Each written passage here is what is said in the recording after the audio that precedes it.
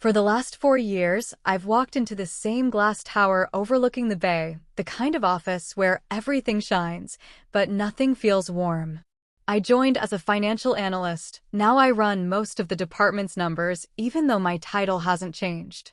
Clients ask for me by name, not because I'm friendly, but because I make their budgets make sense. Around here, precision is a quiet rebellion. For a long time, I believed in the clean math of effort. Work hard, stay honest, and the line eventually trends upward. But that was before I realized fear bends equations faster than logic does. My boss, Michael Grant, hides behind polished shoes and polished lies. He praises my reports in meetings, but never forwards my name to leadership. The higher my results climbed, the more his smile started to tremble. One Monday, I opened a client forecast and froze. My cautious, steady projection had turned into a reckless promise. The growth curve was inflated a few percent higher than reality, enough to wreck the quarter if it failed. The change was subtle but surgical. I checked the file history, a midnight edit from admin proxy. That's Michael's backdoor account. Around here, version logs don't lie. I didn't alert the team. Instead, I walked to the coffee machine, where Mark from data engineering stood. Someone pushed edits last night, he murmured under the hiss of steam. Manual override. I nodded, pretending to talk about pivot tables. In this building, whispers travel faster than emails. At 11 a.m., Michael messaged, "Come by."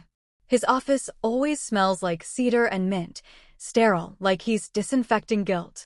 He topped the report. "Natalie, this projection feels risky. The board thinks you might be overreaching." I kept my voice calm. My version was different. His jaw tightened before the rehearsed smirk returned.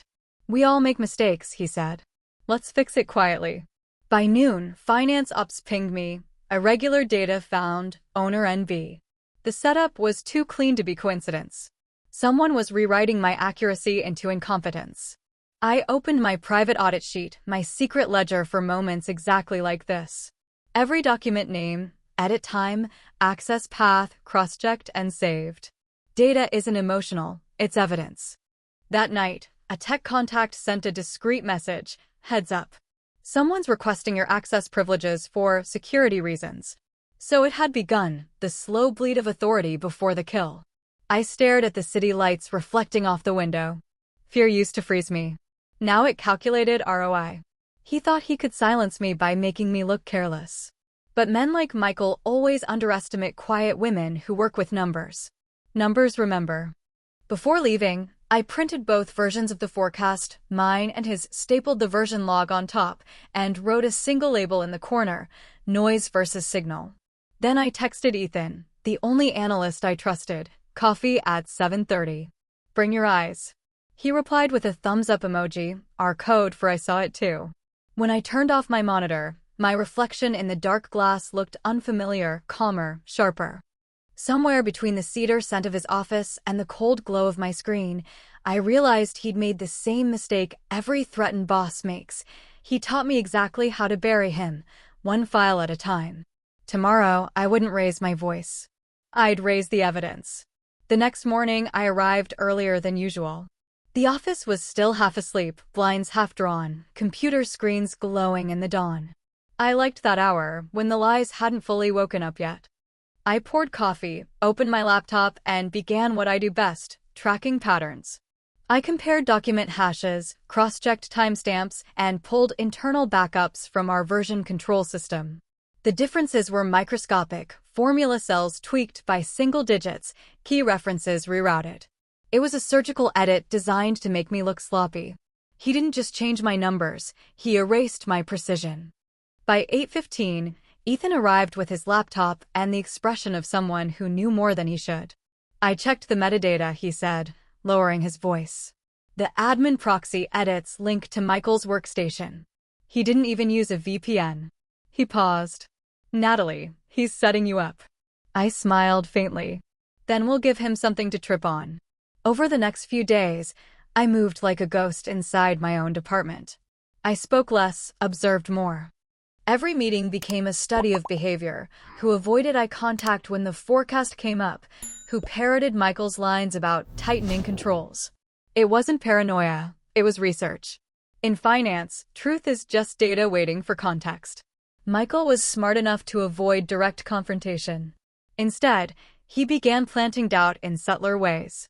Small remarks during team stand-ups. "We'll double-check that. Natalie's numbers have been a little ambitious lately." Laughter followed, light and rehearsed. Every sentence a seed, and by Friday, those seeds had roots.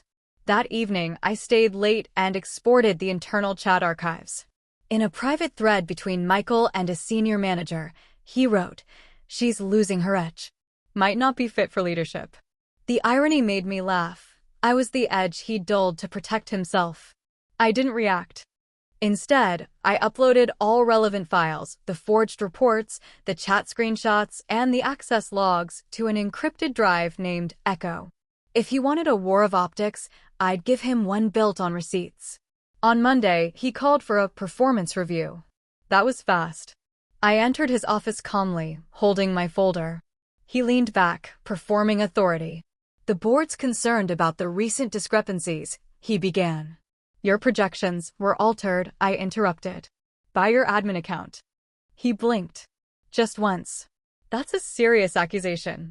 I slid a printed sheet across the table. File name, timestamp, device ID his. He scanned it, the way people read bad news hoping the words will rearrange themselves. "This doesn't prove anything," he muttered. "Not yet," I said. "But I also have the chat logs." His hand froze mid-turn. "What do you want, Natalie?" It was the first honest question he'd ever asked me. "Nothing," I said softly. "Just accuracy." He forced a smile. "You think you can outmaneuver me?" "I don't need to. You already did the work." That night, I met Ethan in a cafe across the street. We both knew what came next: patience. The type that feels like pressure building under glass. I'd give him time to think he'd survived it, to relax, to make one more careless move. Because the thing about people like Michael is simple: they never stop editing. And I never stop watching. By Wednesday, the tension in the office felt different. It wasn't loud, not yet, but whispers carried farther than emails. I could feel the air change when I entered a room. Conversations paused half a second too long. People weren't sure what they knew, only that something was off. And that was exactly how I wanted it. Michael had started to lose his rhythm. His daily updates to the leadership channel, once polished and smug, began to sound defensive. He was over-explaining simple things, clarifying data points no one had questioned. Guilt has a sound, and it always starts as over-communication. I didn't need to confront him. I just needed to keep feeding the pattern gently. I scheduled a short data alignment meeting with key analysts, including Ethan and Mark, to review the audit trail. My tone was polite, my slides clean. No accusation, just numbers. "Notice anything interesting?" I asked, scrolling through the timeline. Mark leaned forward. "These overnight changes, they don't match standard access hours." Ethan added, "And they all trace back to one machine ID." I didn't say whose. I didn't have to. The meeting ended in silence, the kind that grows teeth. By afternoon, rumors had evolved into theories. People don't need proof, just direction. And now all directions pointed to him. That evening, I walked past Michael's office. The door was cracked open, light spilling across the carpet. He was pacing, phone to his ear. "I don't care what she says," he hissed. "It's under control." The tone said otherwise. He looked smaller somehow, shoulders slumped like the weight of his own lie had finally settled in. The next day, HR sent a message company-wide: "Reminder, do not share confidential data outside secured drives." It looked generic, but I recognized Ethan's phrasing. He'd already slipped the audit anomalies into the compliance log, a move that forced HR to acknowledge them without mentioning names. It was a checkmate in slow motion. Michael stopped greeting me in hallways. He avoided eye contact during meetings and delegated even the simplest reviews. But every time I caught his reflection in a glass wall, his expression screamed calculation, searching for a weakness, an angle, a way to make the narrative fit again. Meanwhile, I worked quietly. I fixed what he'd broken, sent clients corrected reports, and CC'd leadership with a simple note: "Minor technical error corrected." Updated version attached. The professionalism made the difference impossible to ignore. By Friday, one of the senior partners messaged me privately. Saw your corrections. Impressive clarity. Let's talk Monday. I closed the chat window, exhaled slowly, and looked out at the city lights. Revenge doesn't always arrive with fire. Sometimes it comes in a spreadsheet, formatted to perfection. That weekend, I cleaned my apartment, baked cookies, and tried to let my brain rest, but peace felt foreign. There was a quiet part of me that wanted to finish it, to stop playing defense. Because deep down, I knew, people like Michael don't back off. They double down. And Monday, he did. When I entered the office, the first email waiting for me was from him. Natalie, please join the leadership call at 10 a.m. Important discussion about your recent reports. The subject line might as well have read, Round 2. I smiled. He still thought he was directing the story. That was his next mistake. At 9:55 a.m., the leadership call link flashed on my screen. The subject, Performance Concerns, Q3 Forecasting Accuracy. Classic Michael. When he couldn't control the story privately, he made it public. He believed visibility meant power. I was about to remind him that data doesn't care who's speaking, only who's right. I joined early. The virtual room filled quickly, directors, analysts, compliance officers. Michael entered last, camera on, smile polished, posture perfect. Morning, everyone, he said smoothly. I called this meeting to discuss an ongoing issue that may be affecting our financial integrity. He started sharing his screen. A spreadsheet appeared, my spreadsheet, except this version was butchered. Graphs flattened, formulas missing, numbers exaggerated. As you can see, he continued, these errors come from Natalie's latest projections. Unfortunately, they've already impacted client trust. I stayed silent. You could feel everyone's attention shifting, not because they believed him, but because they sensed something coming. He was too confident, too rehearsed. When he finally asked, Natalie, anything you'd like to add? I unmuted. Just a few clarifications. I clicked share screen. The file I opened looked identical, except mine had a tab he'd never noticed, system metadata. I zoomed in on the audit trail. This, I said evenly, is the edit log for the document Michael just presented. Each modification is timestamped and linked to the editor's device. Someone on the call leaned closer. Another murmured, wait, is that his login? Michael's smile twitched. That's ridiculous. Anyone could actually. No, I interrupted. These edits were done using your admin proxy. The same account used to review my reports after midnight. And since that account is tied to your corporate credentials, I paused, letting the weight of it settle. You understand the implication. The silence that followed was surgical. One of the directors cleared his throat. Michael, can you explain why your credentials appear on those modifications? He stammered something about delegated access and technical errors, but his tone had lost its polish. I didn't need to push further. The data was already doing the talking. To finish, I shared a folder labeled noise_versus_signal. Zip. Inside were 2 weeks of proof, chat logs, file histories, server pings, and client corrections, all neatly timestamped. Every discrepancy in our reports came from edits done outside my session, I said calmly. I kept a private backup of every change. This isn't a theory, it's traceable fact. The head of compliance leaned forward. Natalie, could you send that file to me directly after this call? Of course, I said, keeping my tone professional. Transparency benefits everyone. Michael's screen froze. He pretended to have connection issues. Convenient. When his camera came back on, the smile was gone.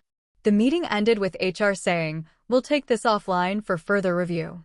I logged off, leaned back in my chair, and closed my laptop slowly. My hands were steady. Not triumphant, just steady. Minutes later, Ethan messaged, you didn't just defend yourself. You buried him. I typed back, no. He buried himself. I just brought the flashlight. By noon, the company's Slack was alive with muted chaos, people sending vague emojis, threads disappearing, HR moving in silence.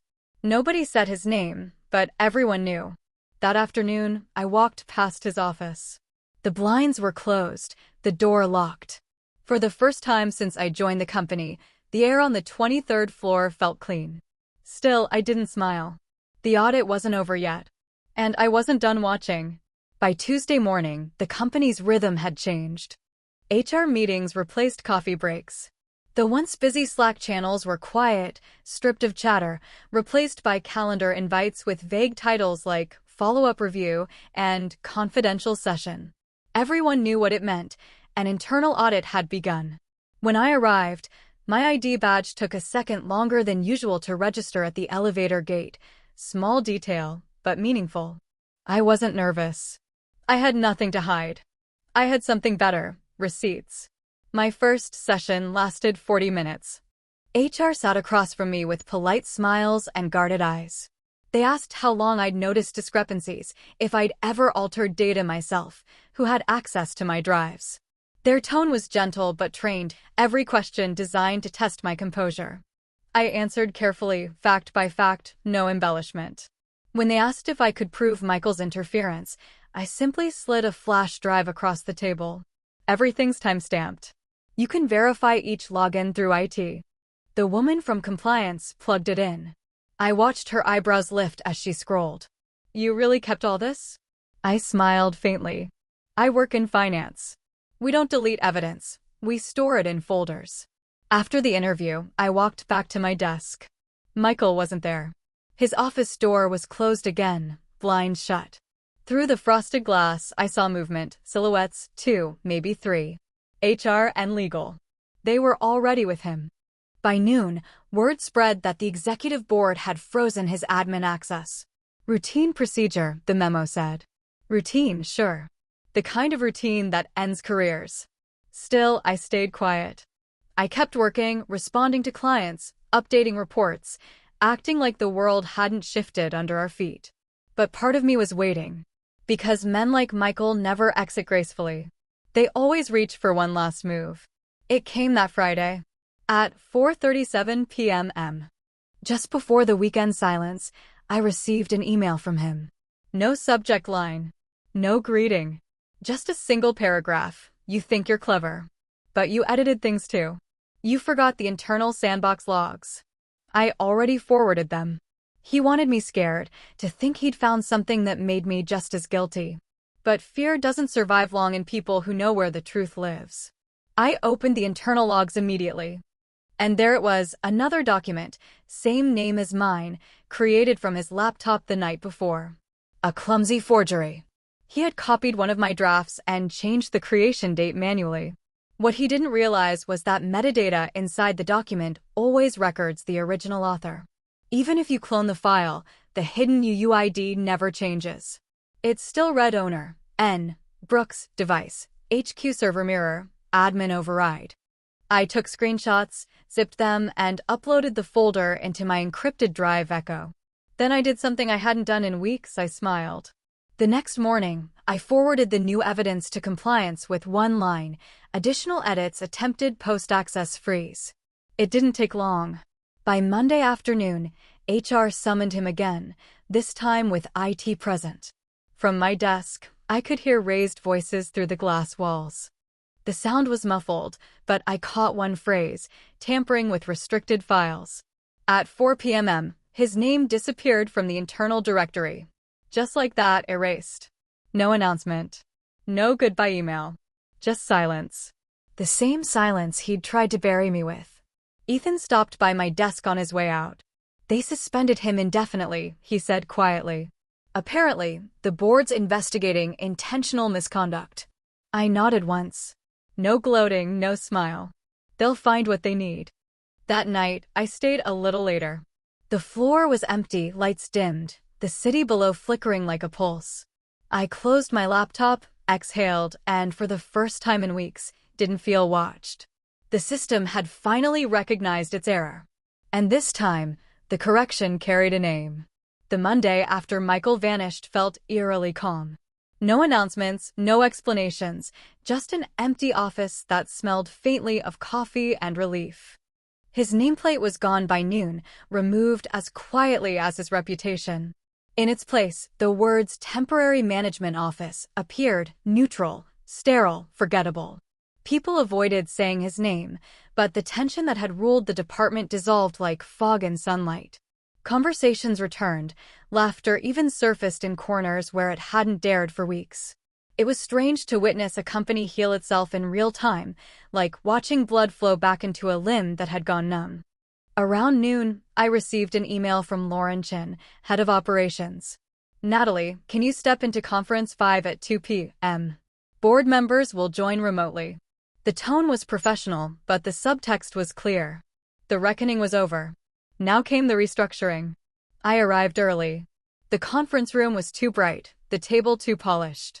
On the screen, four board members appeared, framed by their home offices and bookcases that screamed success.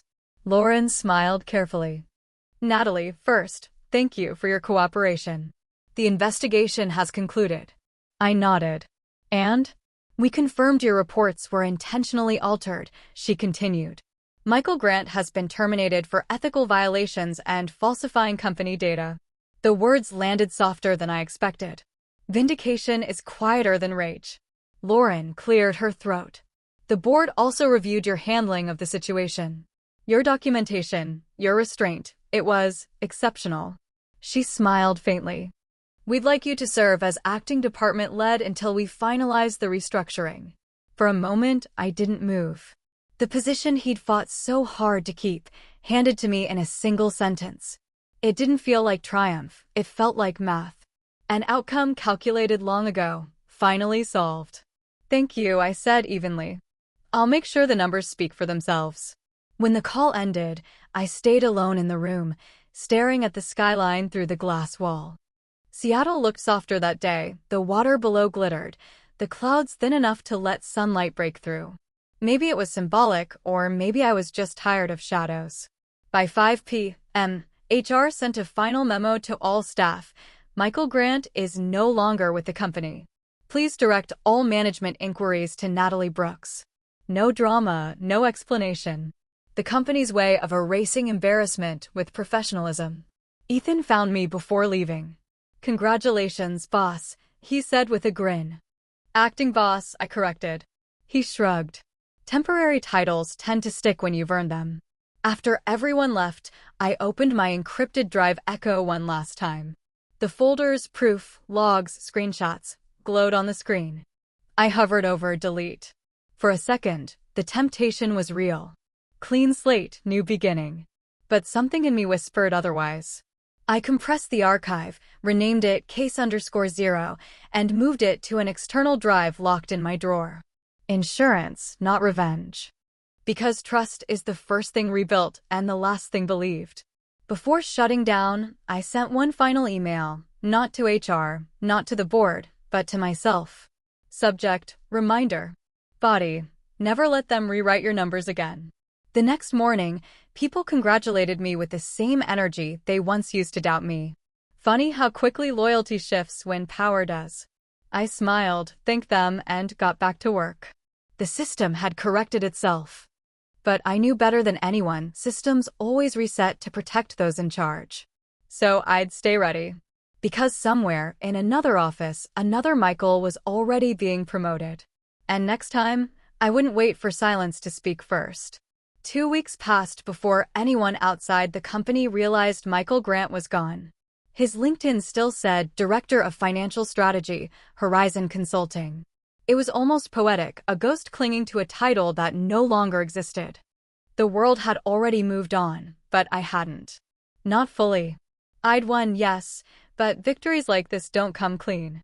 They leave data trails, invisible bruises you can't show anyone.